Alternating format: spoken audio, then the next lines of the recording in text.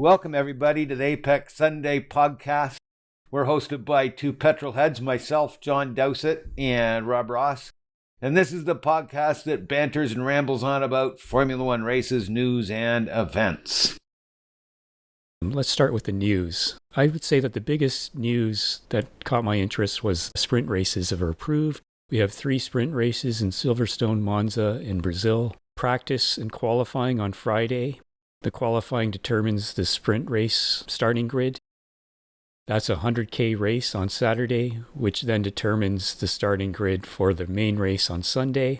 The top 3 in the sprint race score points, 3, 2, and 1 point, which means there's more points for Lewis, Max, Valtteri, and Sergio, and probably not for anyone else for most of the time. And some of the drivers are saying that the advantage of the sprint race is that they don't have to preserve the tires or fuel, so they may be going at full bore.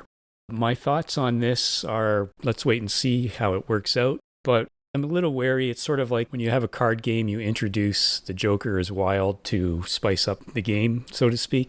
And this kind of solution, again, we'll see how it works out, but it kind of speaks to the problems that F1 has. And if you look at the results of today's race, we can put aside the first 4 because they're playing games, pitting because they weren't worried about anyone else, so they could do fastest laps and so forth. We get to Lando as the best of the rest. He's 51 seconds behind, and that's after a race with the safety car. Granted, it was at the beginning. And then from the 12th position onward, they're lapped. And from 16th onwards, they're lapped twice. So to me, this sprint race solution or attempt is just another way to try to spice up the show. It may work, but is it just a band-aid?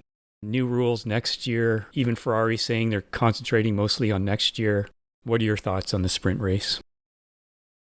My initial thought was I absolutely adore it. If you remove the pit stop, which is, I'm not a fan of pit stops, you remove that element, and you also remove the element of having to manage tires and manage fuel.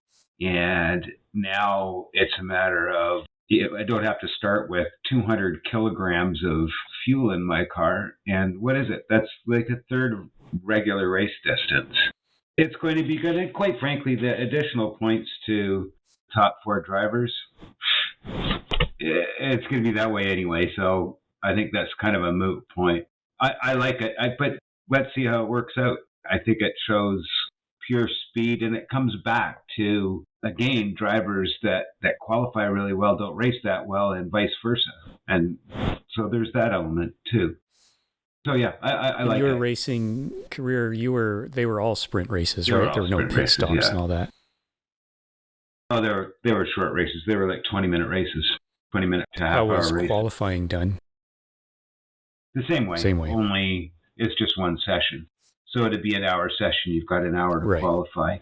And there'd be practice sessions and then qualifying. And it's interesting because the one thing that, is so old school, because it was, my God, it's been decades since I raced. But, you have notes for tire pressures and notes for setup that, for each track. And now it's all just on a computer, isn't it? And they're going to adjust it before every race. Even I was watching some superkart racing. They have telemetry, everything, even in superkarts, so it's really changed. Everything's database these days, right? It makes me wonder in this race about Valtteri. Valtteri had an issue with an exhaust sensor, and he was losing speed down the straights. And it made me, my first thought was the conspiracy theory thing, which has all become all the rage with, the Donald Trump thing. And our vaccines and getting shipped. And I was thinking, is that Mercedes in the pit saying, we need to keep them slowed down a little bit? And I doubt that's the case. But well, the whole conspiracy nonsense that has just ballooned in the last couple of years, the thing that really bothers me about it, other than its complete idiocy, is that sometimes there are conspiracies, if you want to call them that, little things. And of course, we go back to Renault with Fernando Alonso and who was it? Nelson Briatore. Yeah. PK. Nelson PK Jr. Yeah. And that whole crash the car so we can get Alonso to win. That was just such a terrible thing for the sport. And They banned Briatore and was it Pat Simmons? But, a few years later, they were back in the sport. No consequences whatsoever. But anyway, that's a subject for another day. The other thing, sorry? Outside of motorsport and conspiracy theories, I've always loved conspiracy theories. Oh, yeah. And it used to be very hard to find them. It used to be very hard to find them, but I used to love reading them because I found them so farcical, but so creative. Like, there couldn't be anything more creative for me, 40 years ago, 30 years ago, to read about conspiracy theories. And now it's got to the point where it's just ridiculous, and I find it amazing that people swallow it. No effort whatsoever, right? I have to talk in news about Milton Keynes. I have to talk about Red Bull buying Honda F1 engines, and they're going to be building their own engines next year, quote unquote. Yes. Yeah, and there's another rumor about Porsche being interested in joining with Red Bull in the future once certain environmental rules for the engines are put forth. But if they're building their own engine and so forth, I have my doubts about that. That said, maybe Porsche will say, there's an engine already built. We don't have to build one. We can pay Red Bull to stick our name on it and go from there. So, but anyways, what were your thoughts on that? Which is absolutely delicious that you'd have Porsche on a Honda engine, which could very well be the case. But that's always been the way. The Mercedes engine. I mean, it's about as far as what you're going to find in a Mercedes car that you could ever imagine. The Toyota Supra, the new Supra, is just a BMW with a Toyota body on it. I think it's great. I think that's what they need to do. And quite frankly, they've got more money. Red Bull's got more money than anybody else when it gets right down to it. And if they're willing to spend it, hooray. Yes, they do. They're everywhere. They're in they sponsor so many sports. They're just all over the place. They made their money off that terrible drink, I guess. But well, the drink isn't even theirs, is it? Did they buy it from some Indian originally from Thailand company? Was it Thailand? I thought it was India, but Thailand, India, it doesn't make much difference. They've never even made it. Red Bull's just purely a marketing company. Bravo to them. Capitalism, it's fine. Have you had it? I tried it once, I think, once or twice. Yeah, once was enough for me. Yeah. That said, I'm a water drinker. I don't drink coffee, tea, pop, anything like that. Booze occasionally, but generally water. You think that that's good for Red Bull going forward, to have their own engine? I think it's great. I think it could also bury them. Are they going to be able to share it, like sell it to other teams so they can use it as well, other than their own? AlphaTauri. Do you think there's any chance of that? Absolutely. Because there are rules for engines, and are they technically an engine supplier once they build their own engine? Absolutely. I guess we'll see. Absolutely there. If they buy Honda F1, then, I mean, yeah, absolutely. And it's, all of these teams have run under different names. Where did Minardi go? Minardi is still in existence. It's just got a different badge on it now. Yeah, I think they're technically AlphaTauri now, right? I think it's all just based on money. They're clearly going to be hauling in the engineers and the tall foreheads that have made this thing happen. And in the past, as you and I have noted, typically Honda takes 2 years to go from zero to top of the podium. They didn't do it this time around, did they? They failed miserably with McLaren, but now they've stepped up their game and they have the power this year. So I think that with their engineering team that they have in place, the big question now becomes, when the rule change happens and we need a new power plant, are they going to be able to step up to the plate? I think they can. I think it'll be fun. I think it'll be fun to watch. And maybe it'll be a profit center for them. Yeah. It's an ambitious project. I was really kind of surprised that Red Bull was able to persuade the rest of the teams to allow this, because they're notoriously not cooperative with each other. But it has happened until, I think we mentioned this last time, the 2026 engine rules. Are they going to, they're taking over the current engine. The engine rules are apparently locked. So I don't know what that means for development, because whenever they say something is locked, there's always a little bit of unlocking going on, but we'll see. And so in 2026 with this Porsche rumor, and we tied that with Williams as well, we'll just have to see what's going to happen, I guess. They would have to start working on another engine for the 2026 rules. I guess they're just going to find out how they're going to do with their engine development, producing the engine that they have, and see if they want to stay in the engine business, I guess, going forward for 2026. but it's a big project. Like creating your own, I guess they're not creating their own from scratch, obviously. They're just taking over a program, and I just don't know what kind of development there will be permitted for the next few years. Well, I'll say the other thing about Honda, though, is to be fair to them, McLaren insisted on this Concept Zero, whatever they called it, where they basically forced Honda in a spot inside the car where the engine would overheat because there was not enough space. And the moment that McLaren got the Renault engine, they had to cut into the chassis to let some more air in and out so they could cool down the engine. So the whole partnership with McLaren just wasn't a good one. Technically, there was conflicting parties going on there. And when a team tells an engine manufacturer, this is what you have to stick, this is what you get, and we insist on this, and they tried it and it just failed. So I think it's a failure of both McLaren and Honda for that. Once they switched away from McLaren, it changed quite a lot. But they should have stood up for themselves a little bit more with McLaren. But these are kind of the stories that will get more in depth if documentaries are ever released about it. It's all just kind of hearsay, as far as I'm concerned. The other thing is the Canadian Grand Prix. It's confirmed it's been canceled. So it'll be replaced by the Turkey Grand Prix. Not too much of a surprise. Another thing I saw, completely a different sport. I'm occasionally watch snooker. And one of the primary players, actually the number one player in snooker, Judd Trump, he said, let's get some current players in the commentary so that we can get some new voices in there. There's nothing wrong with the old pundits, but they haven't played the game for 20 to 30 years and they're still talking about it. And that's fine. He's fine with that. But he said, let's get the players commentating after they're out of the tournament, for example. And that's exactly what happened because the World Championship's going on right now. And it was good to hear fresh voices about what's going on mixed with the older voices. It gave a broader perspective. So that reminded me of our thoughts on the coverage of F1. Martin's great. He's been around for years. He hasn't raced in at least 20 years, maybe even further. Crofty, I have no idea what his background is. I suppose it has nothing to do with racing. Damon Hill's good when you hear him, or Karun. Anthony, they're fine. They're former racers, but you barely ever hear from them. Same with Paul DiResta. What do you think? Do you think they should put more younger voices, more voices that are in the sport, in the commentary as well? It's Anthony, it's Karun, the young guys, even Yep. Jenson Button for that And matter. did they have Nico Rosberg this time?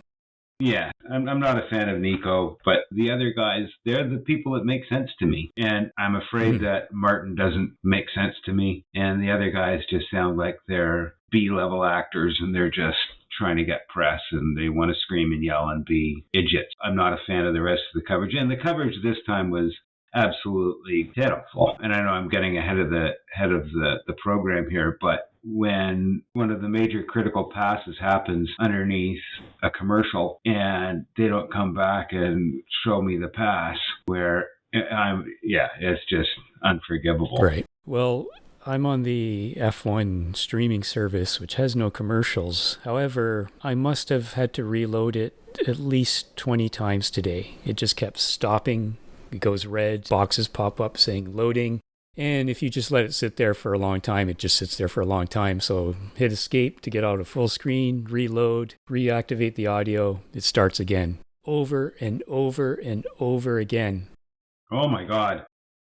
And then you have to scroll forward? No, Does it start at the just beginning? resumes. Or is It's it live, yeah. So it was just terrible. It was the worst ever. And so I looked at different kind of Sounds like server solutions, load. like turn off hardware acceleration and all these things they suggest. None of them work. I thought, well, I watched the MotoGP race earlier on the MotoGP streaming service, and there was no pauses whatsoever. The only thing with that is occasionally the quality of the video drops down briefly, and then it gets better once the stream resumes. Netflix works fine. Amazon Prime works fine. It's just this service, so I don't think it's my connection. It was a very bad experience. I missed a few passes because it froze up so often. I actually thought that the tail end of the races, the coverage wasn't too bad. We saw some more passes. We saw Alonso going through the field, stuff like that. First half of the race, though, not very good.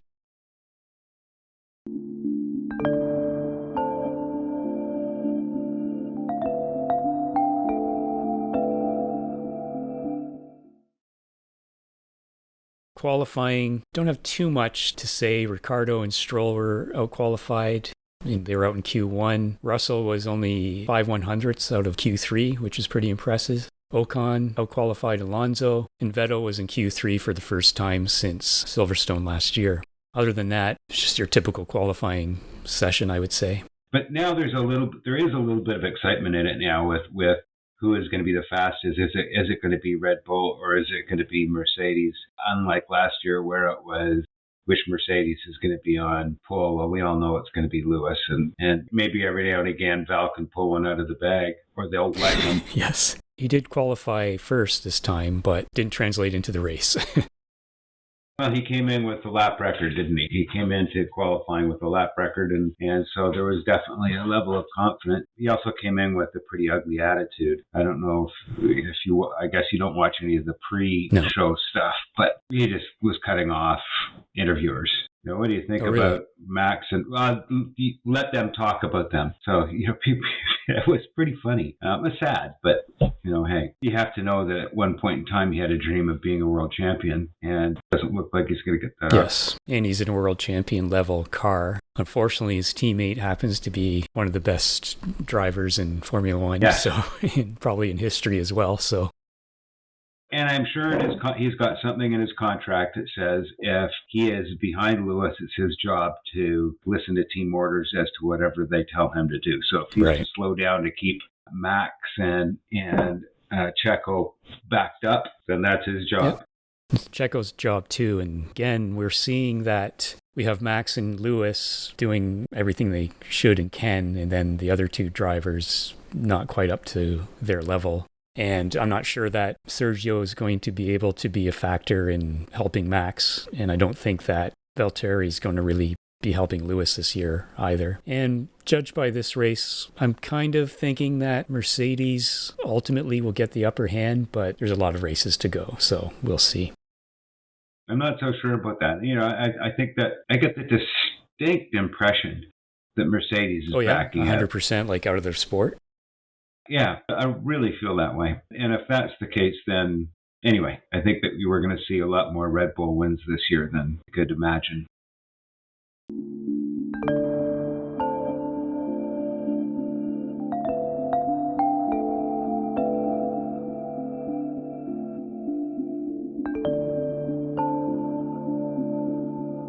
The actual race, not much to say. I mean, what did you think of the incident on the main straight with Kimi Räikkönen? Again, we have another safety car. Kimi, we've seen this before. It looked a little bit different. Usually you see them turn their steering wheel very quickly to pop out of the slipstream, but he just seemed to drive right into Antonio, and it's very rare to see Kimi make those kind of errors, but, it happens from time to time. The safety car lasted about 7 or 8 laps. Lando then passed Perez just after the safety car. And again, the starts are so key to what happens in the race because having Lando in front of him, he immediately was 4 seconds behind the leading group. And then after the first series of pit stops, he was 14 seconds behind them.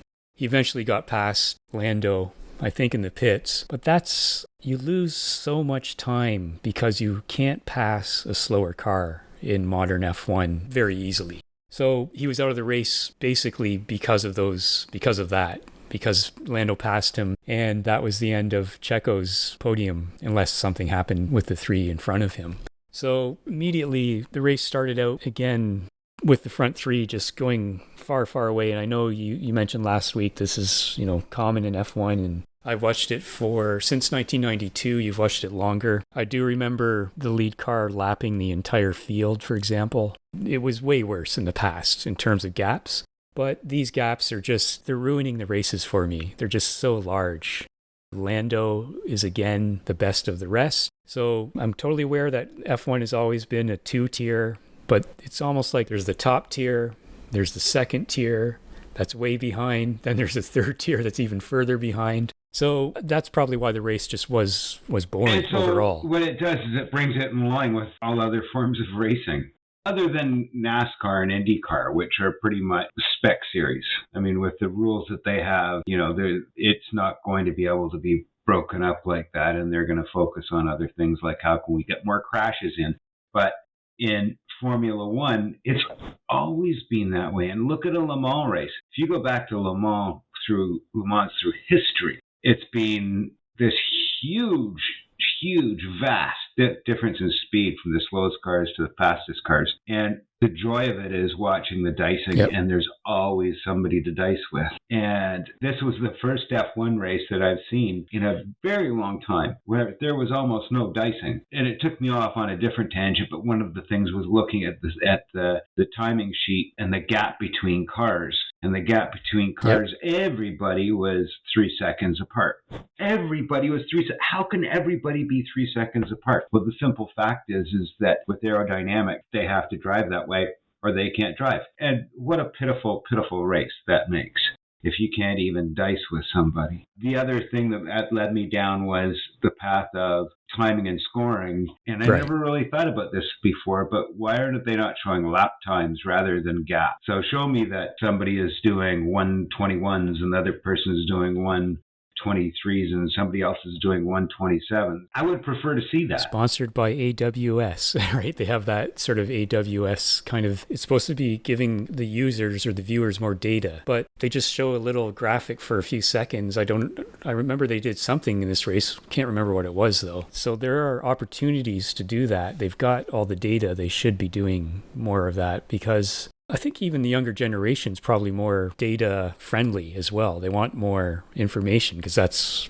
the way society works right now. So we grew up in the time of seeking information was very difficult, as you mentioned earlier, right? Now it's easy to get bad information. Probably not as easy to get good information, but in this case, they have all the information. So yeah, we should definitely see more of a picture of the race because I do find myself asking, like, what's going on here? I'll look at the stack, okay, but it just changes so quickly. There's not sort of, again, I watched the MotoGP race. There was constant dicing. There were motorcycles close to each other. Now, I know the nature of the motorcycles versus cars is very different, but even they changed the rules so that the racing is closer, and they've succeeded with manufacturers, not by kicking the manufacturers out. So F1 just, for me, they have to do something to change this because it doesn't matter to me that it's been that way in history. I don't think it'll survive another 50 years if it continues on like this, but I could be 100% wrong because there's so many people in this world that there are so many different interests that almost anything can survive. And it's definitely got a lot more coverage from that Netflix reality show. It's going to transform itself. Yes, I think it's going to transform itself. When we get the new formula, every time we've had a new formula, it's just a shake-up. It's like playing backgammon and you just put the dice in that little box and you shake it around and throw it out. And who's going to be out front? God only knows. And hopefully, we're going to get a little bit of that. And we're going to get the shock of, if I told you 15, 20 years ago that you're going to see the slowest backmarking team that is just sort of rolling a chicane is Williams, you'd laugh at me.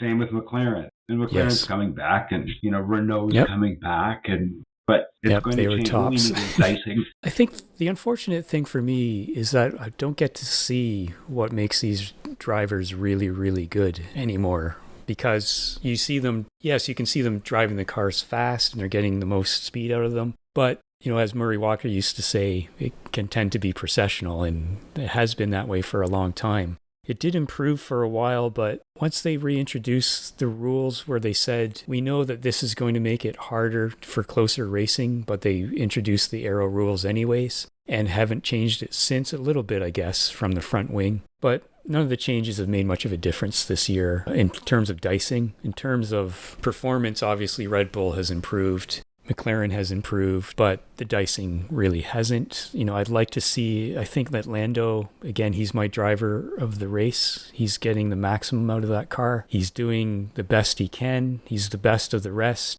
And we saw Russell in the Mercedes last year for one race. Can you imagine seeing guys like Lando, Russell, maybe Yuki next year when he improves and gets more experience? We're seeing Carlos improve a little bit. I mean, it wasn't the greatest race for him today. He was ordered aside for Leclerc. Again, no controversy about that because the results spoke for themselves, so that was okay.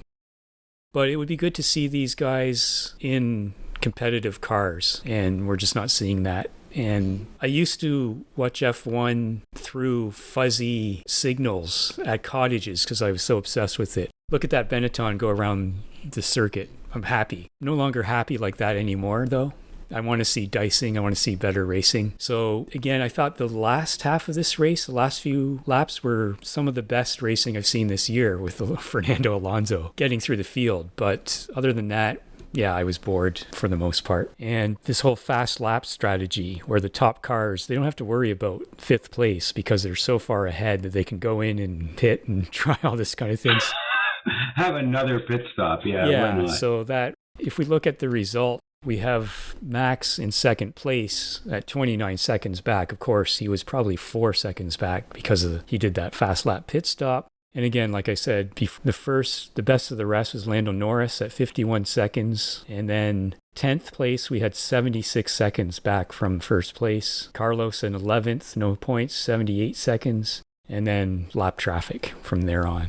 So quite a gap today. For me, I can look at it and having watched it for so long, look at it and get thrilled with just comparing teammates. Makes me wonder about Danny Ricciardo and wondering where he's going. Such a promising driver who is suffering horribly in his new ride. Right. Do you think it's just time? The car is just too strange for him or something?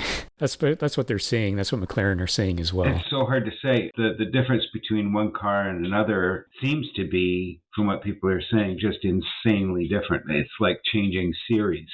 So yeah, it's taking him too long to get used to it. Remember you took me to a bunch of go-kart heat races with some of your professional friends who are racers, right? And I remember getting on a go-kart for one of the heats, and I hated it. I hated how it felt. It was loose. I couldn't feel where it was going. I just couldn't stand it. And about 4 or 5 laps in, I kind of figured it out, but I still hated driving it, and I couldn't get the best out of it. And then one of your friends drove it in the next heat, and he said, oh, there's no problem. I know he was a professional, so he can adapt better than I can. But to me, it was just, I could not stand that car. I hated everything about it.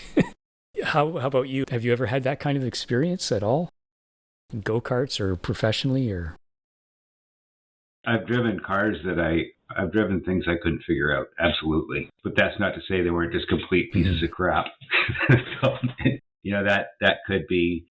There's also a lot of gamesmanship in racing. Right. So the person that looked at you and said, oh, there's nothing wrong with it, it could very well be just crap. And they're just saying that. He can't suddenly lose his talent. He will adjust and he will come back strong because he's always been one of my favorite and top drivers. And we've seen this before with team changes. Only the most extraordinary drivers just seem to be able to drive anything. He's not a Lewis Hamilton. Look at Alonso. Look at Alonso is blowing because my he's mind. Suffering. He's an old guy and he's coming in and look at he's finishing right beside his teammate. And he finished a second behind his teammate.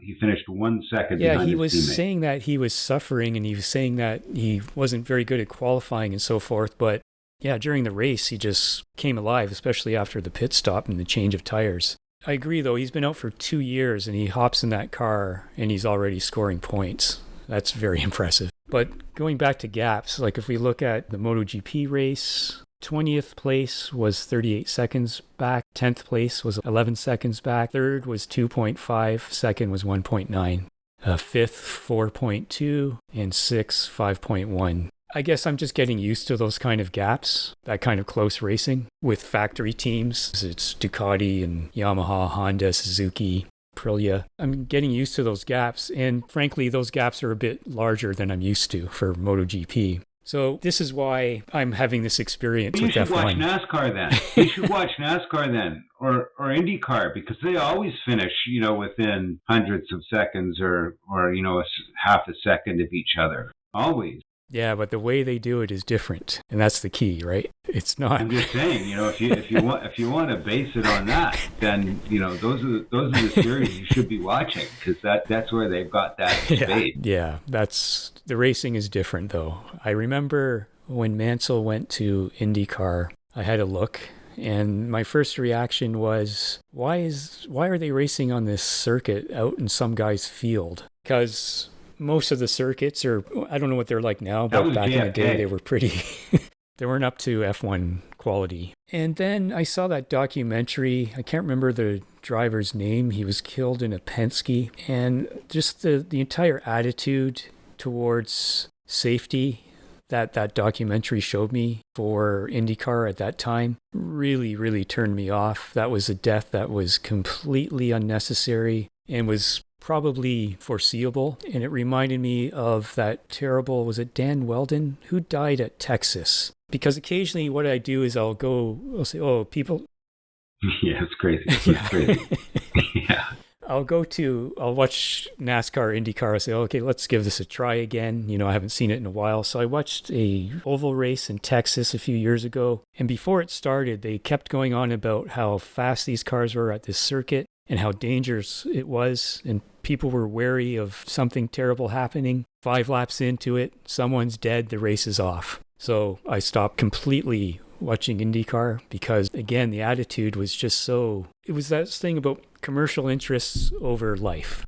Not acceptable to me, basically, because auto racing is dangerous. We all know that. But the safety measures they've had have really reduced the death rate. I remember, was it Jackie Stewart saying he lost like over 60 people he knew during his career? That's a lot of people. Even in MotoGP, they have airbags in the suits. So when they get flown off the bike, it can help with the impact and so forth. So that's why I don't have any interest in IndyCar at the moment, because of those kind of personal experiences with it. It may be unfair, but that's why I don't watch those.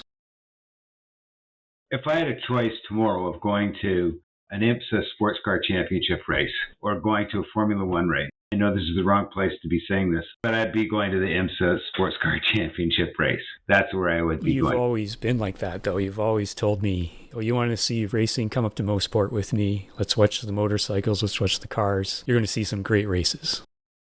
And in Formula One, you see the same. I mean, believe it or not, the very first car race I ever saw as a child was a Formula One race. And it was a Grand Prix race at Mosport. And there's dicing everywhere throughout the entire field. There always has been. There always will be. It's just the matter of how much dicing there is. But in sports car championship, when you've got different classes, it's just crazy. It's wonderful to watch.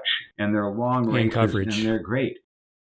The problem is, for me, is the coverage, and the television coverage doesn't quite cut it. You've got to be a diehard to watch it. It's like me trying to get into MotoGP, and right off the top watching MotoGP, it's hard for me to get into it just because of the coverage. I'm sure I can do You it. related more to superbikes too, right? You have a feeling you need to relate more to how they're racing, I guess, or is that still the case? Possibly.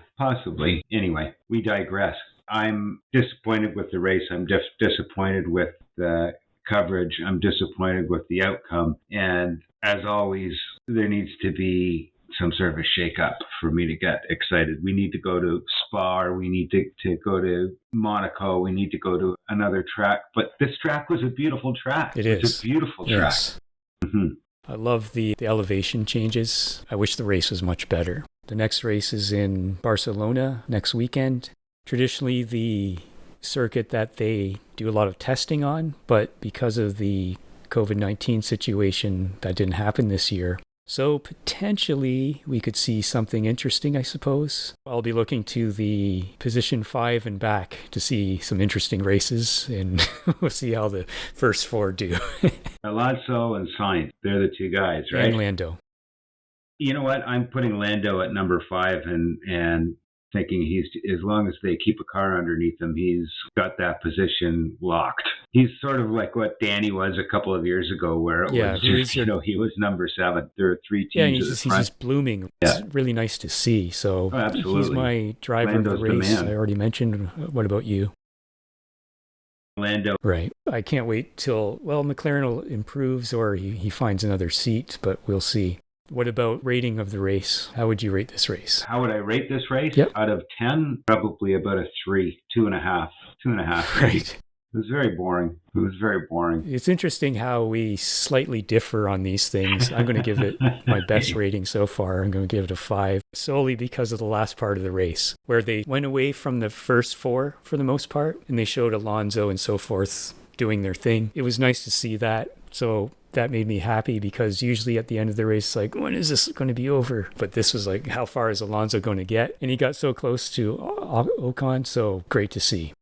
So I'm giving it a 5. And the coverage, I thought, was better too. There wasn't too many passes done in the stack at the side. Again, I thought at the beginning, not so great, but the end, like I just said, they concentrated on the passing rather than the guys pitting and trying to do fastest laps.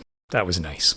Thanks for listening, and thanks, John, for our conversation, and we'll talk to you next week about Spain. Yes, thank you.